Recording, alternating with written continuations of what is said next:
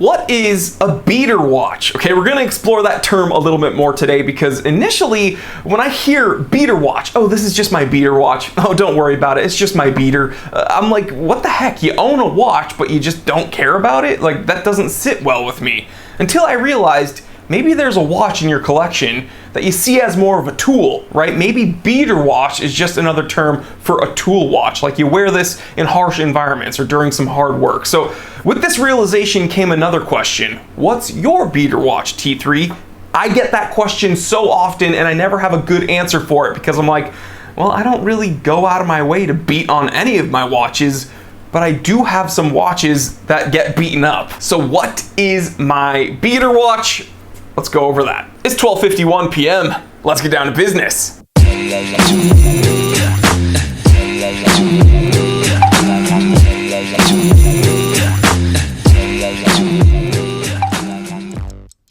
All right, so in typical T3 fashion, I can't ever really choose just one watch in any category. So I have three here that I would kind of consider my beater watches. All right, so the first watch on my list of beaters is kind of a watch you guys are probably all expecting. This is my Seiko Tuna SBB 031, and it's fitted with that 7C46 quartz movement. Now, if you want to learn a little bit more about this movement and why it's so special, then click up here the top right corner. There should be a little pop-up, and you can click that and watch that episode. But pretty much the 7C46 quartz movement is one of the most robust, resilient movements you can buy. And I mean, look at this watch, okay? It has its own freaking body armor. 47mm case is protected by this metal shroud, 300-meter water resistance rating, threaded crown, pretty much impervious to any environment. I've gone swimming with it, I've gone hiking with it, I've done yard work with it, I've worked on my cars with it, I've banged it around, and really doesn't show that much damage. Now there are a few dents and dings here or there. We're gonna zoom in and see if I can show you some of the scuffs. All right, so I definitely don't baby this watch. There are a few scuffs and dings here around the metal shroud. I think that's to be expected on a watch like this. That's what it's there for. We got some more little dings here. I know you guys are probably rolling your eyes like, wow, you consider that damage? Well, again, I've done pretty much everything with this watch on my wrist, and I think this is just kind of a testament to how resilient this watch is. Now, you can see there's a little bit of dust and some smudges on that Hardlex crystal. A lot of people freak out that Seiko uses Hardlex on their sports watches. Now guys, I don't think there's a single scratch on this crystal. Again, just incredibly resilient. Hardlex is much better than you think.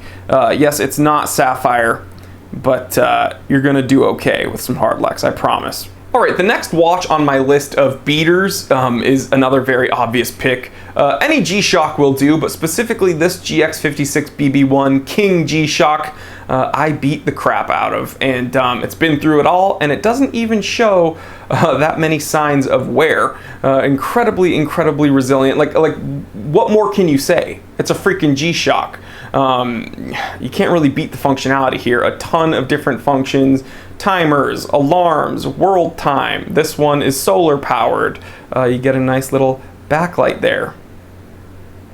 And yeah, really cool watch. Now, I have modded this one a little bit, not to brag. I put on some NATO strap adapters, and I made an episode on how I did that. You can click up here, top right corner. There should be a little pop-up. You can watch that episode. But yeah, put on some NATO strap adapters because in the heat, those silicone, those resin straps that the G-Shocks have, they irritate my sensitive skin.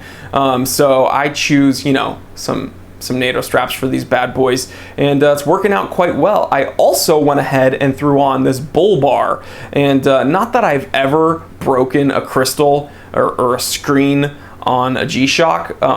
This just is kind of, you know, a peace of mind, right? You have this little bull bar there. When you bash it up against something, hopefully whatever you hit it against will hit this bull bar before it hits the crystal. But yeah, this is just a dirty watch. It's you know, I wear it everywhere, on hikes, to the gym, and yeah, it's just a great watch. How can you beat a G-Shock, honestly? And last but not least, my Hamilton Khaki Field Automatic, perhaps a much less obvious choice than the other two beaters on my list. Don't count this one out, okay? This is the 42mm automatic, and although it's 42mm, it's still much more subdued than the other two beaters on my list. I mean, look at that King G-Shock compared to this hammy. Look at this Tuna compared to this hammy. Those two watches are very much bulky boys compared to this Hamilton. And yeah, I posted a picture of this hammy on my Instagram, and I referenced it as my beater watch, and people got upset. They wrote to me saying, how can you consider a Hamilton Khaki your beater watch? How can you beat up that Hamilton? It's so nice. Well, guys, I mean, first of all, it's my watch, right? I'm gonna wear it how I wanna wear it, but also, maybe they're forgetting the fact that Hamilton Khaki, or I should say Hamilton Field watches, have been through wars, okay, like actual war zones. So I think that this one can handle whatever I'm doing day to day, just bumbling around. So yeah, a very, very tough watch. Now, interestingly enough, this watch probably shows the most wear and tear when you compare it to the other two pieces. Like the G-Shock, it's dirty, but it doesn't really look that beaten up. The Tuna, again, pretty dirty, but also doesn't really look that beaten up. Now this Hamilton, I wouldn't say it looks beaten up, but it definitely shows some battle scars. So let's go ahead, zoom in, and I can show you the case of this Hamilton Khaki Field Automatic. And also that gorgeous display case back. And this is on a Barton canvas strap, because I know I'm going to get a ton of questions. So yeah, beautiful watch. Let's zoom in and I can show you how I beat the heck out of it. All right, let us inspect my Hamilton Khaki Field Automatic. I think some of the worst scuffs are over here by the top of the case. You can definitely see some dents and dings. Oh yeah. Yep. And again, although these watches lay very flat on your wrist, sometimes you just find a way to knock them. Like I go to the gym, I've smacked this watch up against kettlebells, I've gone on hikes and fallen down and smacked this watch up against gravel and rocks. You can see more. I can see more scuffs here. But somehow it still keeps perfect time. Like this watch has never let me down. So very, very tough piece. I mean, you can see the case has definitely been through it. But again, something to be said. These little Hamilton khakis, tough cookies. Now guys, I'm gonna get a bunch of comments like, oh, you know, the military uses these kinds of watches, or oh, I use this kind of watch and it's way tougher. Yeah, heavier duty watches exist, but there's something to be said about going on a hike or going overlanding, or when I'm in my Jeep and I go on a trail and I step out. It's fun to be out and about, but then look down at your wrist and have kind of an old school hammy, right? Like an old school field watch. It's mechanical. It's got a movement in there with moving parts and bits that actually are somewhat fragile. But it's fun. You know, you can call me a romantic, you can call me old school, call me a hipster.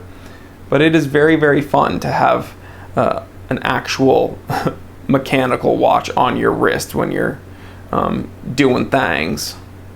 And yeah, you can see, I do not baby this watch whatsoever. And guess what? It still looks beautiful. Man, I love Hamilton Field watches. All right, guys, and there you have it, my 3 beaters. Now, do I go out of my way to beat on these watches? No. Do I like them any less than any of my other watches that I don't beat on? No, I love all my watches the same. It's just that I trust these watches. They can take a hit, and they've never, ever failed me. You know, working on my Jeep, off-roading, going to the gym. And by the way, I've actually lost about 50 pounds in the last, like, 6 months, and yeah, I'm very proud of that. So if you want to watch some of my earlier episodes, I look a bit different, not to brag, and I want to thank you guys for supporting me on that journey. And guess what? These 3 watches have been with me on that journey, and yeah, again, I love them. Do I beat on them? Yes, but there's some tough cookies. So leave me a comment below. Do you even agree with the idea of a beater watch, or do you think it's kind of disrespectful, kind of sacrilegious? And if you do have a beater watch, leave me a comment. What's your beater watch? And yeah, guys, if you enjoyed this episode, again, check out the Time Teller shop link in the description below. Like, comment, subscribe, hit the bell icon so you do not miss an episode of the Time Teller. I upload Monday, Wednesday, Friday, and a live stream Q&A every single Saturday, rain or shine, and you do not want to miss it. And yeah, love you guys. I'm Jory Goodman, the Time Teller. Always remember, I didn't invent time, I just tell it. Real quick, if you enjoyed this episode, then do not worry, the fun doesn't need to stop here. Check out these recommended episodes that are going to be popping up on the screen anytime now. Also, take a moment, check out my brand new channel, the Time Away channel. It's where I talk about everything outside of the watch world, some of my other collections, some of my other hobbies. And if you're not interested in any of that, don't worry, just stay right here and I will see you right here. Because I never leave. I am trapped inside of this camera. All right, we're gonna flip the camera around and do it.